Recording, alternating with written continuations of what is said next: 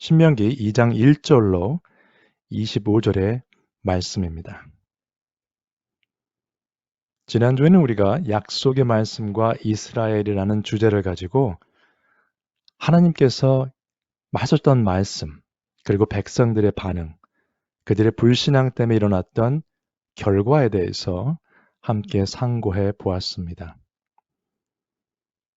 오늘의 본문은 하나님의 계획이라는 주제를 가지고 살펴볼 텐데요.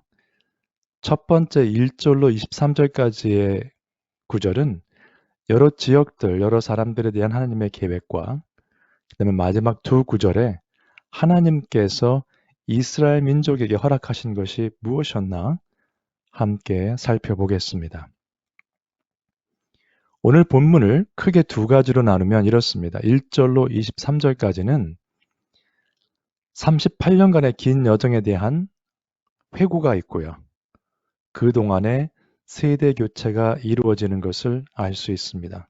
그리고 여러 땅들, 여러 사람들이 살고 있는 곳에 대한 하나님께서 허락지 아니하셨던 부분에 대해서 한번 살펴보겠습니다.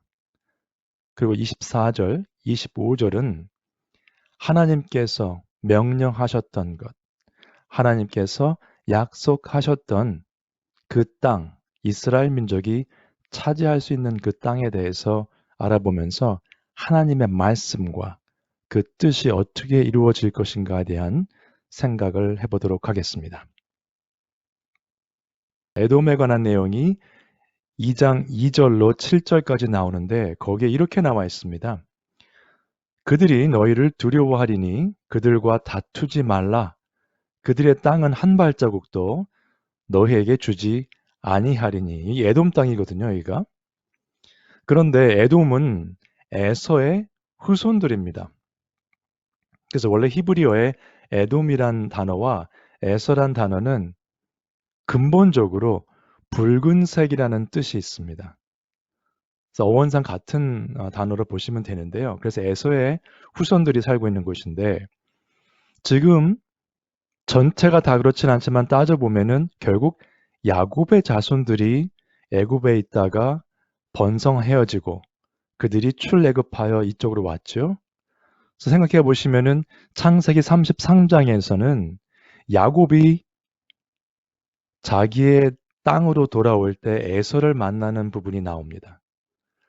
보니까 에서가 400여 명의 장정들을 데리고 온 것을 보면서 두려워했던 모습을 기억하실 거예요.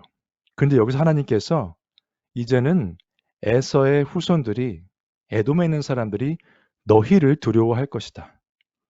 상황이 반전됐죠. 그들과 다투지 말라. 그들의 땅은 한 발자국도 너희에게 주지 아니하리니. 이 땅은 생각하지 말라는 거죠. 주지 않았다. 그 다음에 모압으로 올라갑니다. 8절로 15절에 나오는데 이 부분은 창세기 19장을 보시면은 소돔과 고모라가 심판을 받은 후에 롯과 두 딸만 살아남게 되죠. 그런데 거기에서 잘못된 관계가 발생을 하고 큰 딸과 롯 사이에서 나온 아들이 모압의 조상이 됩니다. 그래서 이 부분도 이렇게 나오죠. 모압을 괴롭히지 말라. 그와 싸우지도 말라. 그 땅을 내가 네게 기업으로 주지 아니하리니. 마찬가지로 암몬도 비슷한 내용이 나옵니다. 롯의 둘째 딸의 문제가 있었죠. 그 관계에서 나온 아들이 결국 암몬의 조상이 되었는데 여기도 역시 비슷한 내용이 나옵니다. 그들을 괴롭히지 말고 그들과 다투지도 말라. 암몬 족속의 땅은 내가 네게 기업으로 주지 아니하리니. 그리고 14절에 이렇게 나옵니다. 가데스 바네아에서 떠나 세렛 시내를 건너기까지 38년 동안이라. 가데스 바네아가 여기고요. 그 세렛 시내가 여기거든요. 직선 거리로 따지면 60마일 정도 되는 거리입니다. 물론 처음에 하나님께 불순종한 후에 홍해 쪽으로 기술을 돌렸다가 다시 돌아왔습니다만 이 기간이 38년 걸렸다는 겁니다. 그리고 여기 한번 주목하실 것은 하나님께서 이 땅들을 허락하지 않으셨어요. 분명히 이스라엘 민족은 하나님께로부터 선택받은 민족이었지만 그들에게 허락지 아니했던 것들이 있다는 것이 이렇게 쭉 나옵니다. 이 패서지를 보면서 저희가 생각할 것이 있어요. 하나님께서 분명히 우리에게도 허락하지 않으신 것이 있고 허락하신 것이 있다는 겁니다. 우리는 하나님의 백성이기 때문에 무조건 다 허락되어지고 무조건 다 잘 될 거라는 것은 착각입니다. 하나님께서는 계획이 있으셨어요. 모압 암몬족 속 에돔 사람들은 하나님께서 선택하셔서 하나님의 자녀 삼은 사람들이 아니었습니다. 그들에게도 하나님의 계획이 있었다는 거예요. 이스라엘 민족에만 있었던 것이 아니라 이 모든 세상의 사람들과 이 모든 세상의 일들은 하나님의 계획 가운데 움직여진다는 것을 꼭 기억하셔야 됩니다. 우리만 하나님의 계획 안에 있는 것이 아니라는 것이죠. 욥이 이런 얘기를 했었죠. 이 부분은 잘 아시는 부분인데 여기까지는 내가 가는 길을 그가 아시나니 그가 나를 단련하신 후에는 내가 순금같이 되어 나오리라. 옛날 버전에는 정금같이 나오리라. 이렇게 표현이 되어 있죠. 아주 깨끗한 순수한 금이죠. 근데 그 다음을 한번 보셔야 돼요. 그는 뜻이 일정하시니 하나님이죠. 누가 능히 돌이키랴. 그의 마음에 하고자 하시는 것이면 그것을 행하시나니 그런즉 내게 작정하신 것을 이루실 것이라. 이런 일이 그에게 하나님께 많이 있느니라. 지금 벌어지고 있는 일을 욥은 이해하지 못했습니다. 분명히 자기는 하나님을 섬기고 잘 산다고 했는데 재앙이 덮친 것이죠. 그 상황에서 이야기하기를 하나님께서 계획하신 것이 분명히 많이 있을 것이다. 내 삶에. 그러나 하나님은 변치 않으신 하나님이시기 때문에 이 일들을 분명히 다 하실 것이다. 한어 성경에 일정하시다고 해석된 이 부분은 ESV 버전에는 unchangeable, 하나님은 변하지 않으신다 이렇게 되어 있습니다. 그런데 굉장히 그 번역가들의 고민이 많이 들어갔던 단어인 것이 원래 히브리 원어에는 에하드라고 그래가지고 이게 넘버 원, 1이란 뜻입니다. 원래 본문에는 이렇게 되어 있는데 그것을 문맥상 해석하다 보니 하나님께서는 unchangeable, 변치 않으시는 분이다. 우리가 신명기 6장 할 때 또 배우겠습니다만 거기에 우리 하나님은 오직 한 분이시다. 거기에 에하드라는 단어가 사용됩니다.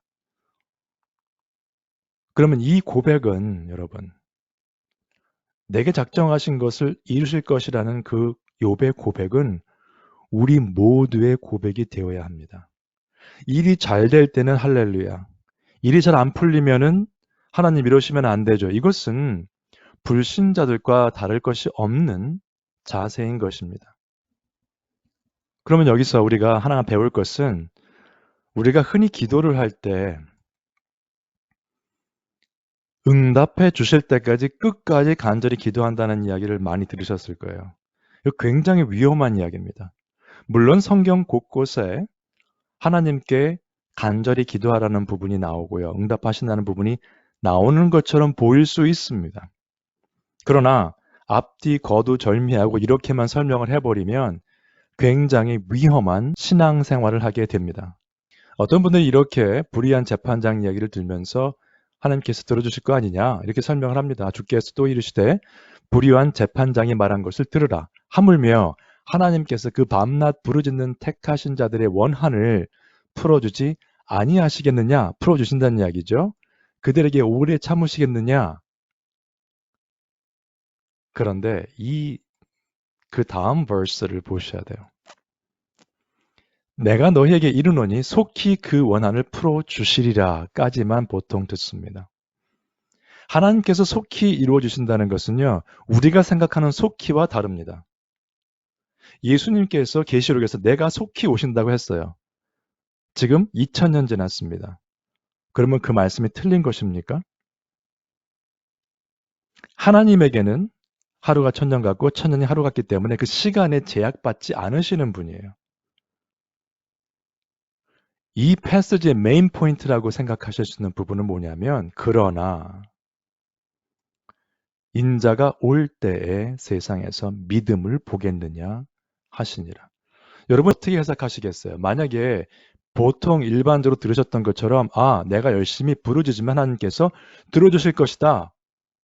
그러나 인자가 올 때, 예수님께서 재림하실 때에 세상에서 믿음을 보겠느냐 하시니라. 어떻게 해석하시겠어요? 같은 본문이거든요. 내 기도를 들어주신다 라고만 보시면 이 뒤 결론 부분이 해결이 안 됩니다. 조심하셔야 돼요. 이 부분은 기도하실 때 그렇게 마음대로 쓰면서 내 기도를 들어주신다 하고 있는 그런 본문이 아니다라는 것만 일단 기억하시면 되겠습니다. 그러면 어떻게 배워야 되느냐? 배울 수 있는 레슨 중에 하나가 주님 오시는 날까지 기도해야 된다는 겁니다. 언제 오실지 모르지만 우리가 사는 동안은 기도를 해야 된다는 것이에요. 그러나 하나님께서 응답하실 때까지 계속 기도한다는 것은 뭐죠? 나의 기도로 하나님이 응답하시게 하겠다는 것입니다. 그럼 여기서 누가 더 센 건가요? 쉬운 표현으로 하자면 나의 기도가 더 셉니다. 하나님이 생각하신 것을 바꾸겠다는 거예요. 하나님이 허락하지 않으시겠다고 했는데 내가 필요하오니 내가 원하니 하나님 주여 들어주시옵소서 될 때까지 기도하겠다. 이것은 여러분 신앙생활이 아닌 것이죠. 왜냐하면 하나님의 계획에 대한 것을 성경 곳곳에서 말하고 있기 때문입니다. 기도와 간구. 예를 들어서 고린도 후서의 말씀은 사도 바울이 몸의 가시를 해결해 달라고 3번 간구하였는데 내 은혜가 네게 족하다. 안 들어주셨어요. 그만해라 말씀하신 거죠. 그랬더니 사도 바울이 내가 약할 때 강한다. 신앙 고백을 하죠. 신명기 3장에서는 어떤 내용입니까? 모세가 하나님께 간구하죠. 저도 약속의 땅, 레바논도 보고 갔으면 좋겠습니다. 하나님께서 No, 너는 못 들어간다. 이제 그 일은 더 이상 언급하지 말라. 끝났습니다. 상황이. 사역 전도, 사도행전은 마찬가지죠. 사도 바울이 소아시아로 가려고 했는데 환상이 나타나고 성령님께서 그 길을 막으셔서 유럽으로 가게 되죠. 그래서 빌립보로 가게 됩니다. 내 생각, 내 기도, 하나님께 간구했던 그 사역지가 아니고 다른 곳으로 가게 된 것이에요. 이사야는 부르심을 받고 정말 백성들이 들으면 싫어할 만한 내용을 메시지를 전하게 됩니다. 또 잘 아시는 창세기 12장은 뭡니까? 아브라함이 지금 굉장히 잘 살거든요. 아주 well established 된 사람입니다. 사업가로서. 근데 짐 싸서 그 땅을 떠나라. 그랬더니 갔죠. 무슨 예입니까? 우리의 생각, 기도, 간구, 우리의 계획과는 관계없는 하나님의 말씀에 대한 순종의 예입니다. 순종의 예. 근데 한편에서는 하나님께서 들어주실 때까지 기도하십시오. 우리의 필요나 생각을 관철시키려는 것은 신앙이 아니고요. 하나님의 말씀에 순종하고 감사하는 것이 바로 우리의 신앙인 것입니다. R.C. 스프롤이라는 그 신학자가 몇 년 전에 돌아가셨습니다만 이렇게 표현을 했습니다. 이 그림이 뭐 아주 분명하진 않습니다만 창가에 이렇게 햇빛이 들어오면은 안 보이던 먼지들이 보이죠. 그 우연히 그 먼지들이 떠다니고 뭐 그러는 것 같이 생각하면 안 된다는 그런 의미를 설명했는데 어떻게 설명했냐면 이 하나하나의 먼지들이 떠다니는 것도요. 하나님의 섭리 가운데 하나님이 허락하셨기 때문에 떠다니고 있다는 것입니다. 햇볕이 들어와야만 보이는 것이죠. 안 들어오면 우린 볼 수 없겠죠. 이 세상의 어느 것도 하나님께서 허락하지 않으셨는데 일어나는 일은 없다는 거죠. 그러므로 크리스찬들의 삶에는 우연이란 말은 사용할 수 없는 단어입니다. 우연히 이런 일이 생겼다. 그 우연이란 단어에는 하나님의 섭리가 들어가 있지 않기 때문에 그렇습니다. 성경에서, 특히 신약에서 정말 간절했던 기도, 가장 간절했던 기도로 뽑는다면 어떤 기도가 있을까요? 아마 여러분들이 다 거의 100% 동의하실 거예요. 예수님께서 땀방울이 핏방울이 되도록 기도하셨던 그 부분 기억하시죠? 이르시되 아버지여 만일 아버지의 뜻이거든 이 잔을 내게서 옮기시옵소서. 그러나 내 원대로 마옵시고 아버지의 원대로 되기를 원하나이다 하시니. 그리고 계속해서 더욱 간절히 기도하셨는데 간절히 기도하시고 땀이 핏방울 떨어지는 것 같이 됐다는 그 부분은 많이들 기억을 하세요.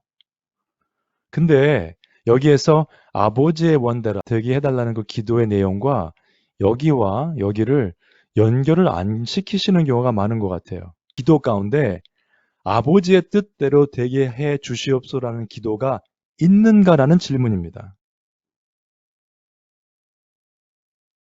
예수님이 간절히 기도하셨던 것은 내 뜻대로 말고 아버지의 뜻대로 되게 해 주시옵소서라는 그런 기도였어요. 내 원대로가 아니라. 여러분들이 간절히 기도하시는 내용은 어떤 것입니까?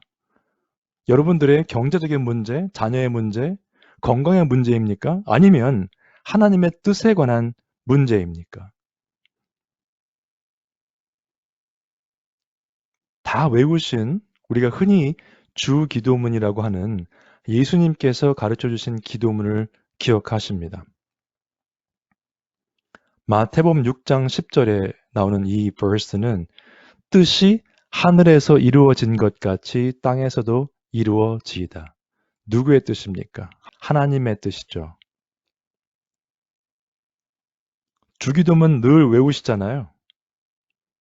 뜻이 하늘에서 이룬 것 같이 땅에서도 이루어지이다. 하나님의 뜻이 이루어지도록 기도하는 그 부분에 간절함이 있는가 하는 질문을 드리는 것입니다. 이 본문을 놓고 보면 우리의 기도의 중점은요. 물론 누가 몸이 안 좋으시면 그 부분에 대해 기도해야 되겠죠. 가정에 어려운 일이 있으면 그 부분을 기도해야 되겠습니다.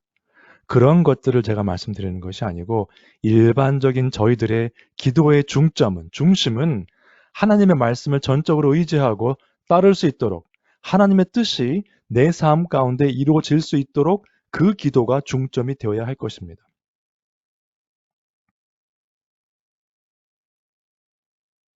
자, 다시 본문 들어갑니다. 민수기에 나와 있는 본문을 보셔야 돼요. 이번에 38년을 다니면서 했던 그 내용을 보면서 그 세대, 20세 이상에 된 세대들은 다 죽는다고 했습니다. 갈렙과 여호수아만 빼고 그 땅에 들어갈 수 없다. 너의 시체는 광야에 엎드러질 것이요. 하나님의 예언의 말씀이죠. 너희의 자녀들은 그 반역한 죄를 지고 너희가 시체가 광야에서 소멸될 때까지 40년을 광야에서 방황하는 자가 되리라. 분명히 지금 현 세대와 앞으로 오는 젊은 세대의 구별을 했습니다. 쉽게 부모 세대라고 표현을 해보죠. 자녀 세대, 20세 미만이기 때문에. 부모 세대와 자녀 세대가 달랐을까요? 여러분, 하나님께서 부모 세대를 보고 너희는 못 들어간다 했는데 왜 20세 이상이란 사람들만 표현을 했을까요? 자녀 세대가 무엇을 해서 하나님의 은혜를 받을 수 있었을까요? 여러분, 보통 삶을 보시면 부모들이 하는 것을 자녀들이 따라하게 되어 있습니다. 부모가 누구를 싫어하면 자녀들도 싫어합니다. 그 부모 세대가 모세와 아론을 싫어했고 하나님의 말씀을 반역했다면 자녀 세대도 다르지는 않았을 것입니다. 그런데 하나님께서 자녀 세대에게 은혜와 긍휼을 베푸신 것이에요. 그들이 뭘 해서가 아니라. 이 본문을 보시면서 하나님이 왜 그렇게 벌을 주셨을까? 그것만 보시면은 굉장히 큰 부분을 미스하시는 것입니다. 하나님의 긍휼과 자비를 여기서 발견하셔야 됩니다. 그들은 그 긍휼과 자비를 받을 아무런 자격이 없었지만 하나님께서 그 은혜를 베풀어 주신 것이에요. 출애굽기 이렇게 나오죠. 나는 은혜 베풀 자에게 은혜를 베풀고 긍휼히 여길 자에게 긍휼을 베푸느니라. 로마서에서 사도 바울이 인용했던 부분. 나중에 성경 공부 시간이 되면 하나님의 선택에 대해서, 예정에 대해서 공부를 할 때 이 부분이 반드시 들어가는 부분입니다. 로마서 9장을 한번 보시면 도움이 될 것 같네요. 그래서 그들이 38년간 광야 생활을 하면서 그 세대가 다 멸망했다고 나옵니다. 결국 하나님의 말씀의 성취죠. 이 부분을 보시면서 한번 생각을 해봤습니다. 민수기 1장 45절부터 46절을 보시면 거기에 인구 조사를 해서 전쟁에 나갈 수 있는 20세 이상 되는 남자들의 숫자만 60만 정도 됐어요. 60만 좀 넘었죠. 60만이라고 보면 거기에서 남자만 60만이니까 여자까지 합하면 2배는 되겠죠. 그리고 부모 세대가 뭐 다 안 계시더라도 어쨌든 뭐 2.5배를 한다면 150만 명이 됩니다. 광야 생활을 40년으로 잡고 여긴 38년이라고 나왔지만은 150만 명을 40년으로 나누면 1년에 37,500명이에요. 무슨 숫자일까요? 365일로 나누시면 37,500명 나누기 365일을 하시면 하루에 100명 이상, 한 102명 정도 나오거든요. 40년 동안 하루에 100명 이상씩 그 세대가 죽었습니다. 광야에서. 10하루길. 2주면은 좋게 갈 수 있는 거리, 큰 광야도 아니에요. 거기를 40년을 돌면서 매일 100명 이상의 사람이 죽어 나가는 것을 목격한 것입니다. 40년 동안 매일 이어진 장례식을 보면서 죽어가는 세대와 어린 세대들 간에 어떤 생각들이 있었을까요? 어린 세대에게는 구세대가 죽어가는 것을 보면서 하나님의 말씀이 이루어진다는 것을 알았겠으나 과연 이 일이 끝날 것인가? 끝나면 정말 40년 뒤에 우리가 약속의 땅에 들어갈 수 있을까 하는 의심도 있었을 것입니다. 죽어가는 세대 가운데서는 오늘도 또 수많은 사람이 죽었구나. 내일은 누구 차례인가? 걱정을 많이 했을 거예요. 그리고 내가 왜 하나님의 말씀을 거역하고 아론과 모세를 거부했을까라는 후회도 했을 것입니다. 그러나 이미 때는 늦었던 것이죠.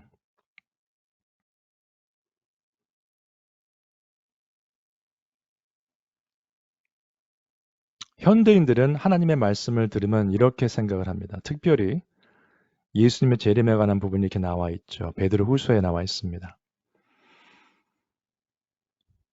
주께서 강림하신다는 약속이 어디 있느냐? 조상들이 잔 후로부터, 잔다는 표현은 성경에서는 죽었다는 이야기죠. 만물이 처음 창조될 때와 같이 그냥 있다 하니 변한 게 없다는 겁니다. 너희들 지금 예수님 재림하신다고 하는데 뭐가 바뀌었냐? 안 일어날 것이다, 이런 일은. 그런 표현인데요. 요즘 현대인들이 그런 생각들을 많이 하는 것 같아요. 그런 사람들은 뭘 듣고 싶어 할까요? 일단 하나님은 사랑이시다. 그러므로 항상 그들이 나를 멸시하는 자에게 이르기를, 하나님을 멸시하는 자들에게 이런 말이 들립니다. 너희가 평안하리라. 여호와의 말씀이니라. 아니거든요. 여호와의 말씀. 또 자기 마음이 완악한 대로 행하는 모든 사람에게 이런 말을 하죠. 재앙이 너희에게 임하지 아니하리라. 괜찮습니다. 우리 교회 나오십시오. 그냥 살던 대로 계속 사시면 됩니다. 자기 뜻대로요. 자기 마음이 완악한 대로 행하는 모든 사람들이죠. 그리고 하나님, 별일 없을 거니까 괜찮습니다. 평안하실 겁니다. 하나님은 사랑이시기 때문에. 이런 포인트의 설교를 아마 많이 들으실 겁니다, 여러분. 다 같이 죽자는 이야기입니다, 이것은. 안타깝게도 역사는 반복되어 왔고 앞으로도 역사는 반복될 것입니다. 하나님의 말씀을 아무리 강론해도 아무리 자세히 설명을 해도 그 말씀을 거부하는 자들은 어느 세대에나 많았고 그로 인해서 광야에서 멸망했던 세대와 같이 멸망해 갔던 사람들은 어느 세대에나 가득했었습니다. 예수님께서 예수님의 재림, 마지막 때 이렇게 말씀하셨죠. 노아의 때와 같이 인자의 임함도 그러하리라. 인자라는 것은 예수님 자신을 가리키는 말이죠. 홍수 전에 노아가 방주에 들어가던 날까지 사람들이 먹고 마시고 장가들고 시집가고 있으면서 홍수가 나서 그들을 다 멸하기까지 깨닫지 못하였으니 인자의 임함도 이와 같으리라. 이 본문은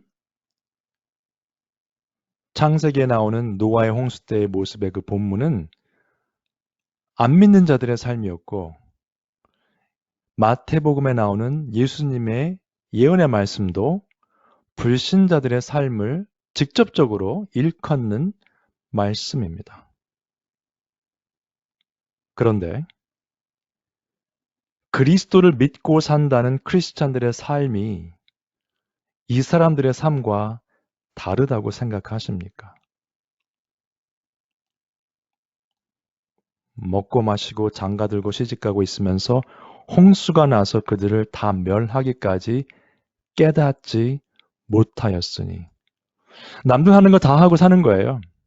남들이 좋아하는 거 다 해야 될 것이고 남들이 즐기는 거 다 즐겨야 되고 우리는 그렇게 살면서 하나님께서 멸하실 때까지 다 멸하실 때까지 meaning 무슨 뜻인가 하면 다 심판대에 올라서서 죽어가면서도 왜 이런 일이 벌어지는지를 깨닫지 못했다는 것입니다.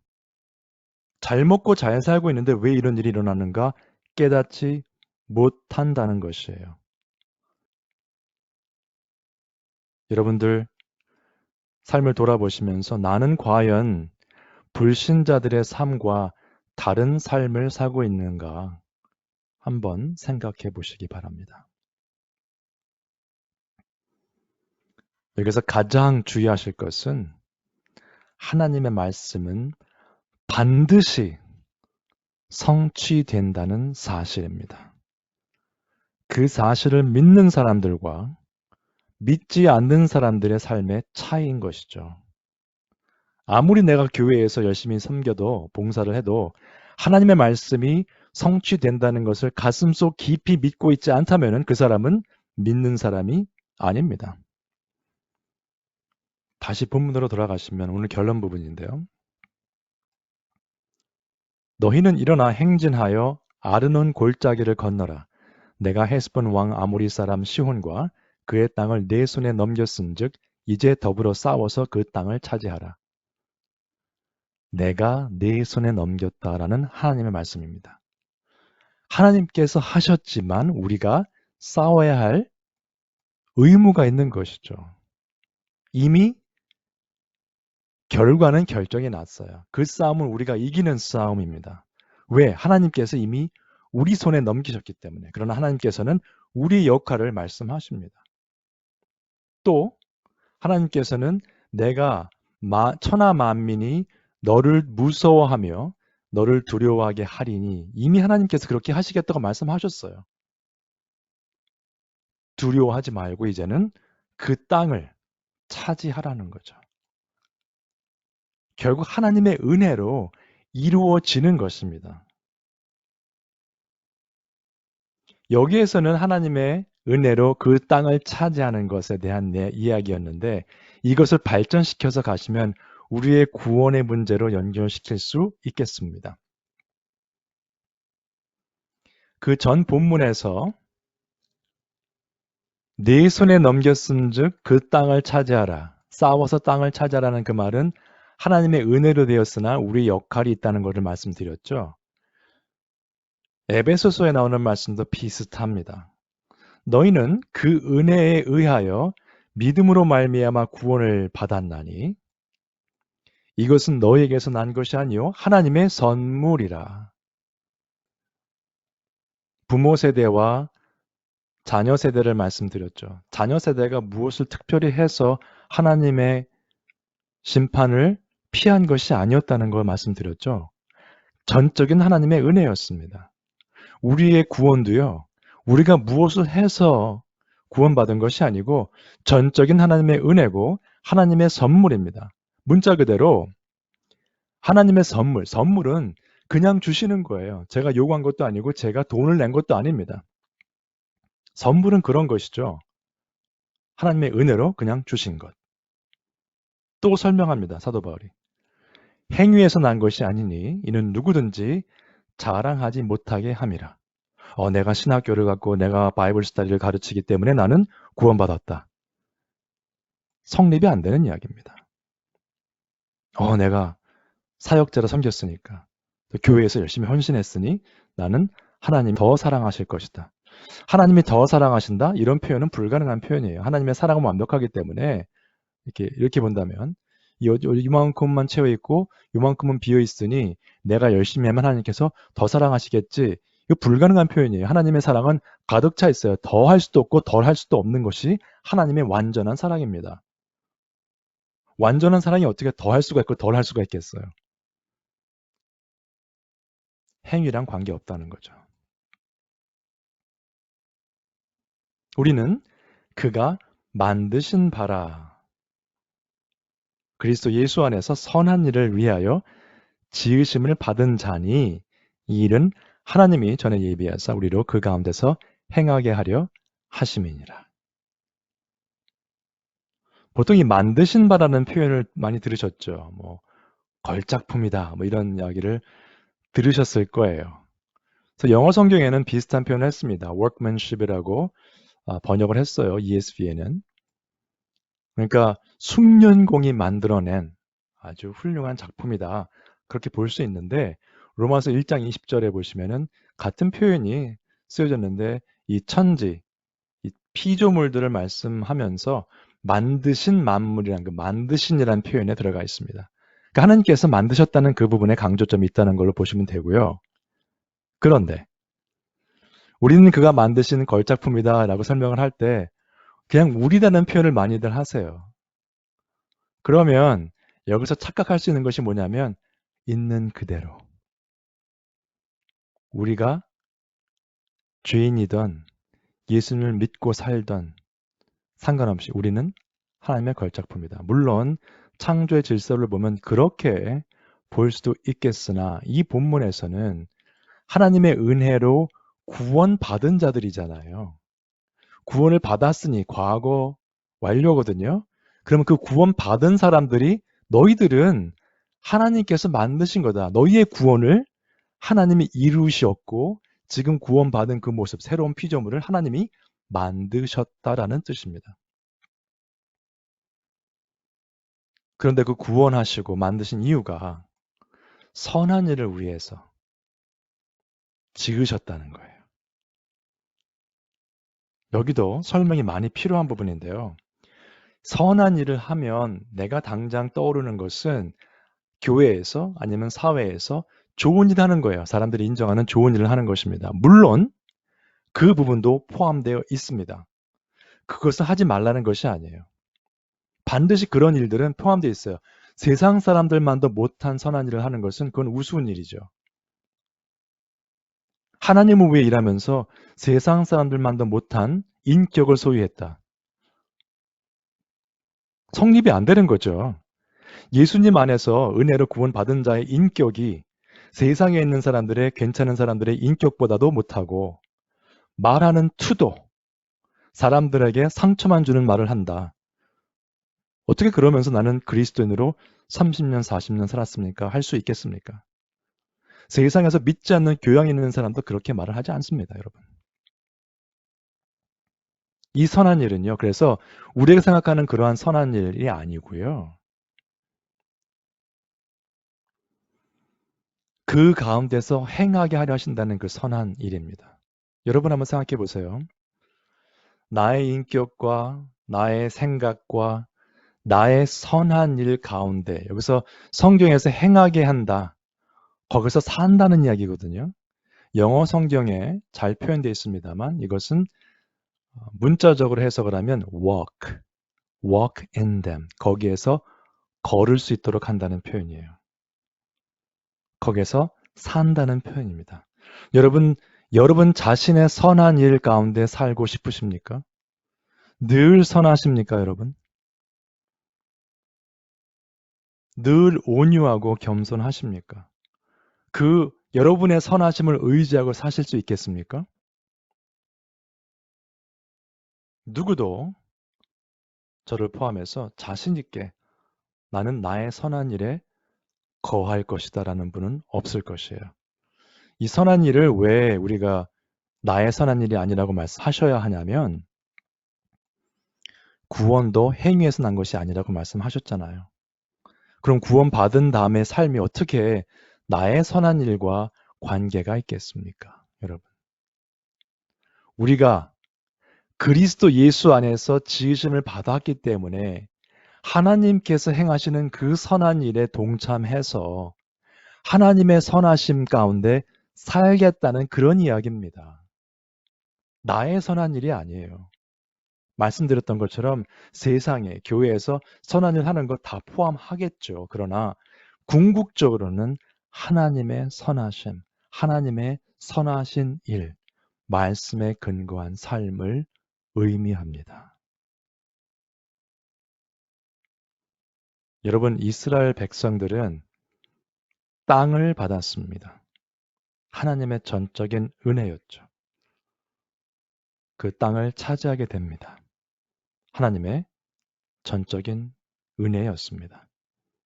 우리는 역시 전적인 하나님의 은혜로 구원을 허락받았습니다.